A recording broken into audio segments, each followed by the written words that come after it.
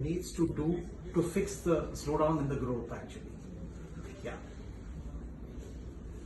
There are two disturbing elements in the Indian economy.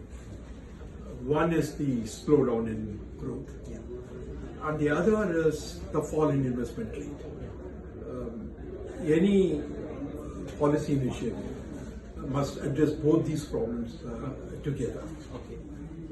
The standard prescription for a fall in demand is for the government expenditure to go up because the only agent in the system which can act independently is really the government.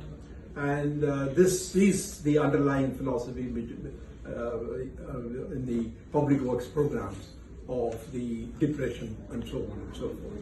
So there is a case for the government to raise the level of government expenditure, but with a caveat, and that is really that the increase in government expenditure must be in the form of capital expenditures. Okay. Because the capital expenditures are the highest multiplier in terms of income growth. Yeah. Therefore, the immediate answer really is to explore the possibilities of raising the government expenditure and converting that increased government expenditure into capital expenditures, which means asset creation. But you are saying that that there could be a little bit of government can do with a little bit of slip up in the fiscal deficit actually, right? But Yes. then there is an issue about rating agencies not looking at it favorably actually. Yeah. Well, the rating agencies, of course, will view the problem from a certain angle. Yeah. But what is really required is a balance. Obviously, government expenditure can go completely overboard and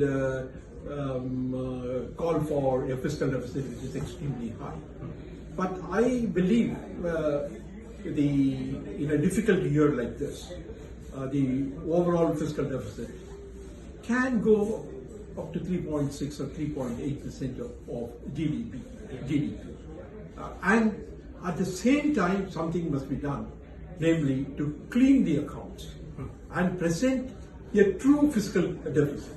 I think much of the deficit has been pushed under the carpet earlier years. Yeah. Therefore, we should begin with being honest in trying to raise the fiscal deficit, but also be true to say that the fiscal deficit represents the actual deficit of the government. Coming to the financial system, now government is undertaking a lot of mergers and acquisitions, in the public sector banking space actually. How do you view this whole situation? Yeah. Is it the right time to do, given that the economy is going through a lot of problems? I think the major issue that the government should address is something different. In my view, the government has to come to a conclusion regarding the extent of the banking system, which should be under public ownership. When the nationalization was implemented in 1969 and later on addition in 1980, virtually the entire banking system came under the control of the government of India. But even though we have allowed the private sector banks to come in, the government still plays a dominant role in the banking system. Going ahead, I am afraid that the fiscal capacity of the government of India to capitalize the banks in order to enable them to grow along with the growth in income and growth in the need for credit will make it difficult for the government of India to own as many banks as they are owning now.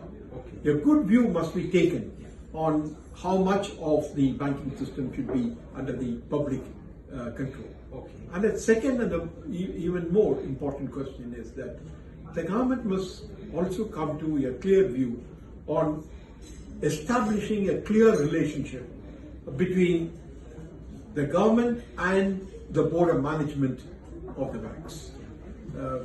People have talked about it in terms of the arm's length which is needed, but nobody has defined very clearly what this arm's length is. Yeah. But clarity on this will help. Okay, okay. So, but the thing is like, the fewer banks will be there. Is it good for the economy to have fewer banks in the public sector space? The whole idea of when the ownership is the same, how much does the merger make a difference is unclear. Because normally when mergers happen, the ownership also changes hands. Yeah. But here is a merger in which the ownership remains the same, but only the size of the institution has changed. Yeah. I think there are some advantages, but the advantages may not be that much if the government decides not to reduce the number of branches or not to reduce the total number of people who are employed and so on. So it hinges on many other decisions that the government will have to make. Absolutely. So one last question on this business line book. We need your views. We have released the book today. I mean, the book was released by you. So just some views on. It's a compilation of editorials that we have published, and I'm sure you might have read too. So just your view on those. It's a good idea because the business line has been writing editorials on almost all issues which were of current importance. That putting together those editorials provides the reader a good view of the economy as it developed and as it evolved during the year.